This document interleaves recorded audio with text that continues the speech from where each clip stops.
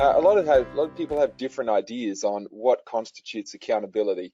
A lot of the time, the reality is that most cultures where people talk about the fact that we have accountability, when I get to see what goes on those programs, you realize that actually there's not accountability there.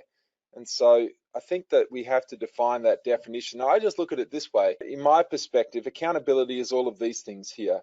And no doubt you'll have your own respective definition of this, but it's doing what you say you're going to do. It's getting it done, not making excuses, finding a way. What I really think a lot about with accountability, it's not that accountable people don't make mistakes. They do. They make almost as many mistakes as other people do, but it's just that they find their own ways to fix them.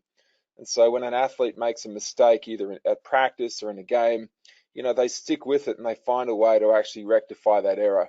They perform to your agreed standards, some way, any way they can. They get the job done regardless of external circumstances that at a surface level may be perceived to be preventing them from getting the job done. So accountability can't happen unless we have a really clear idea about exactly what our role is. And so I'm going to look at some strategies now. If I think about it, the environment overall, and this is what I'd like you to think about with your programs.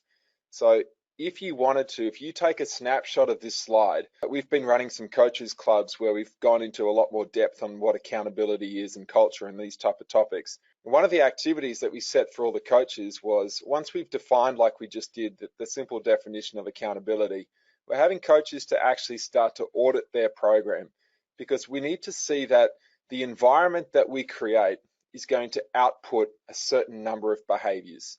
And so if we want the behavior, we have to look at, well, how is the environment that we're creating shaping it? In the same way that I just mentioned that, the environment outside of our sporting environment, society is one where accountability has been allowed to be a little bit more lax. And as a result, people don't behave in an accountable way. So we have to look at the environment that we've got within our program and look at, is that driving accountability? Is it actually enabling it to happen? Or have we disabled accountability? And so when we look at the environment, these are some of the key factors that when I look at programs that are really successful, these are some of the factors that they have in common in terms of what they've got in their environment. Number one, they have effective role models. And the number one role model, as you probably have guessed, is you as a coach. And even with some discussions lately with coaches around, once they've actually audited their program, when they looked at the role model piece, not every coach turns up on time to meetings. Not every coach has prepared a program effectively for the day. Not every coach is as organized as what they should be. And there are a lot of coaches that are, but a lot of coaches recognize that, wow, when I look at myself, I'm not modeling accountability to the standard that perhaps I need to. And as a result of that, they've started thinking, well, maybe I need to start making some changes. And so I know a lot of you do a great job with your coaching, and I'm a coach too, and we've got a lot going on, and the role is significant, and there are many aspects to it. But whenever we're looking at making some improvements to our program, we simply have to look at making improvements to ourselves first.